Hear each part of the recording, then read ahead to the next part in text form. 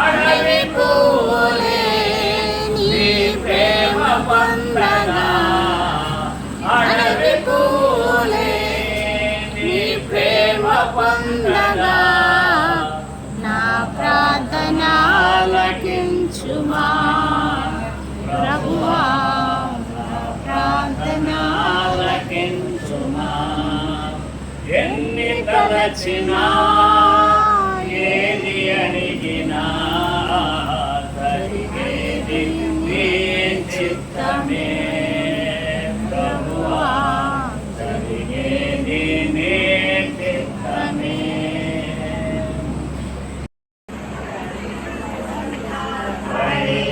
అయ్యా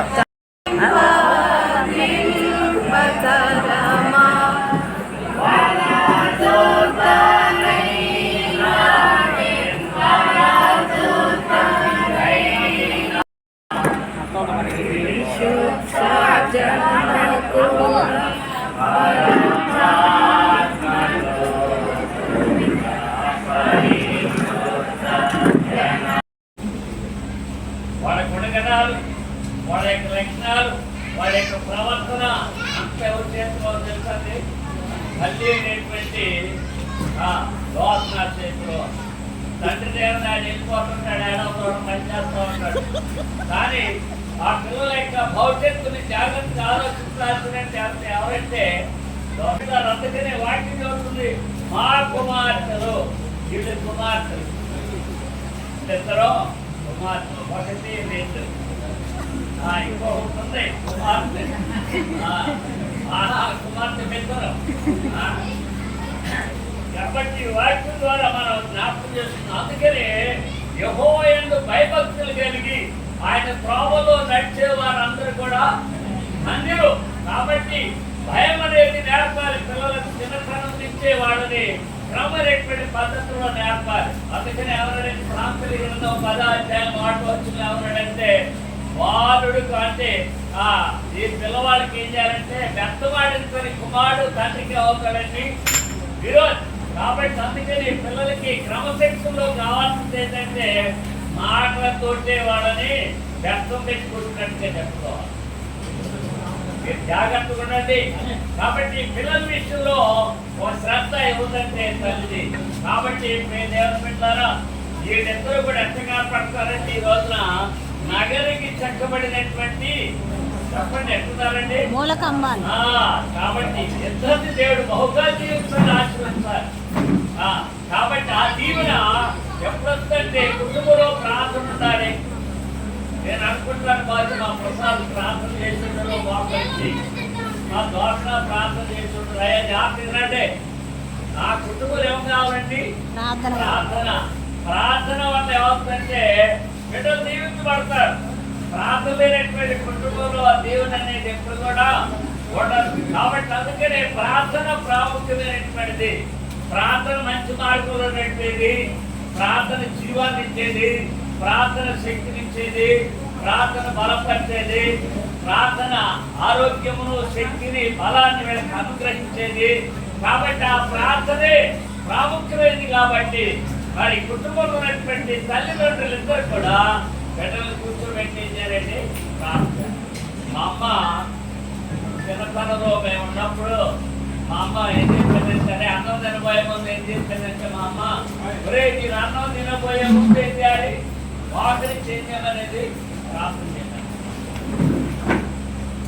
ఆ క్రమశిక్షణ అనేది ప్రియా దేవుని పెట్టారా మరి కుటుంబాల్లో ఉంటే ఎంతో మేలైంది. అందుకనే మా ఎస్ఆర్ఎం ప్రార్థన, మా సుభాష్రావు ప్రార్థన చేయకపోయినా కానీ మా ఎస్ఆర్ఎం ప్రార్థన ఈ బిడ్డలకి ఏంటంటే దీవెనకరమైనటువంటి కుమారులకు దీవెనకరమైనటువంటి. అందుకనే ప్రియ దేవుని పెట్టారో వాటిని చూస్తా ఉంది. మా కుమార్తెలు ఎలాంటి వాళ్ళంటే మా మనవరాళ్ళందరూ కూడా నగరకై చెక్కినటువంటి మూల కంపముల వలె ఉన్నారు. ఆ కొట్లు నింపబడి వలవిధములైనటువంటి ద్రవ్యములకు నిధులుగా ఉన్నారు. కాబట్టి వీళ్ళు బాగా బలవంతుని చేతిలోని బాణము లాంటి వాడు, అంతేకాదు శక్తి కలిగినటువంటి వాడు, దేవుని కృపను బట్టి బిడ్డలను ఎంతవరకు కూడా కాపాడేటువంటి విధానాన్ని బట్టి దేవుని స్తోత్రాలు చెల్లిస్తూ దేవుని యొక్క మహిమా ప్రభావాలు బిడ్డల మీద ఉండాలని చెప్పేసి తల్లిదండ్రుల పక్షంగా దేవుని మహోన్నతమైనటువంటి కాపుదల భద్రత అనుగ్రహించబడాలని చెప్పేసి ఈ బిడ్డలందరూ కూడా వయసునందరూ జ్ఞానవంతులు దేవుని దయతను మనుషుల దయతను వర్తిలే బిడ్డలుగా వాళ్ళు ఎప్పుడూ నిరంతరం మంచి తెలివితేటలు కలిగినటువంటి బిడ్డలుగా తల్లిదండ్రులను సంతోషపరిచే బిడ్డలుగా తల్లిదండ్రులకు సహకారం ఉండేటువంటి బిడ్డలుగా తల్లిదండ్రుల మాటలకు లోబడే బిడ్డలుగా తల్లిదండ్రుల యొక్క అదుపాటులు ఎదిగే బిడ్డలుగా ఈ బిడ్డలు ఉండాలని చెప్పేసి మీ అందరికీ తెలియజేస్తున్న మాటలు పిలుస్తున్నాను. దేవుడు తన వాక్యమును మన నిధిలో దీవిస్తుంది కాక. ఈ మాట వింటే ఆ యొక్క యాత్ర జీవితంలో ఆ యొక్క స్థితి వస్త్రం, ఉల్లాస వస్త్రం, రక్షణ వస్త్రం ధరించుకునే బిడ్డలుగా ఉండాలి. ఈ లోకపు వస్త్రాలు చిరిగిపోతాయి, అదేవిధంగా నలిగిపోతాయి, పాడైపోతాయి.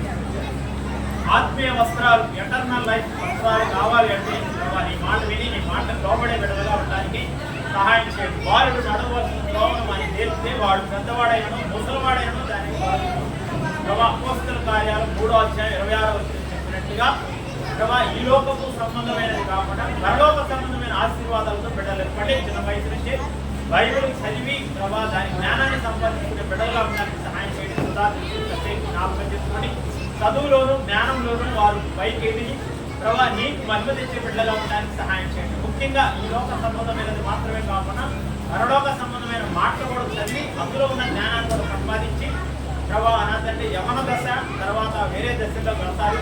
తర్వాత ముఖ్యమైనది నిత్య జీవం అనే దశలోనికి వారు రావడానికి వారిని, వారి కుటుంబాన్ని, వారి బంధుమిత్రాదులను అందరినీ సిద్ధపరచండి. దేవుడు లేడు అనే కాన్సెప్ట్లో కాకుండా దేవుడు ఉన్నాడు, దేవుడు వాక్యం ఉన్నది. ఆ వాక్యాన్ని చదివి ఆ వాక్య ప్రకారం వీరి జీవితాలు పరిశుభ్రమైనట్టుగా చేయమని అక్కడ వచ్చిన వారందరినీ దీవించండి, వారి కుటుంబాలందరినీ దీవించండి. వారి కుటుంబాలందరూ నా తండ్రి మీ మహిమలో ఉండడానికి సహాయం చేయండి. మీకే ఘనత మహిమ ప్రభావం తెలుస్తూ తండ్రి జోక్యాన్ని కూడా ప్రత్యేకించి దీవించండి, ఆశీర్వదించండి. వారికి ఇచ్చిన 3 కుమార్తెలను బట్టి స్తోత్రాలు, వారు ప్రేమించారు నీ స్తోత్రాలు తండ్రి. వారి యొక్క ఉద్యోగంలో కూడా నీవే సహాయం చేయమని జోత్స్నా కూడా తండ్రి పిల్లల 3 పెంచడంలో కూడా జోత్స్నా కూడా మార్చారు. తెలివితేటలు మీరే దయచేయమని మా ప్రభువు శ్రీరక్షకుడు యేసుక్రీస్తు వారి యొక్క శ్రేష్టమైన ఘనమైన నామములో స్తుతించి ప్రార్థించి వేడుకొంటున్నాం తండ్రి. ఆమేన్. పరిశుద్ధాత్మ దేవుని యొక్క జ్యోతి సమవాసముగా ఉండాలన్నా అదేవిధంగా బహుగా దీవించి ఆశీర్వదించుగాక. ఆమేన్. ఆశీర్వదించియు బలపరచెని గోమాముల్ పిల్లలాను ఆశీర్వదించియు బలపరచెని గోమాముల్ మంచి గోధుమ పంటతో తృప్తిగానుంచెను. మంచి గోధుమ పంటతో నిన్ను తృప్తిగానుంచెను. దేవునికి స్తోత్రము గానము చేయుటయే మంచిది. మనమందరము స్తుతి గానము చేయుటయే మంచిది.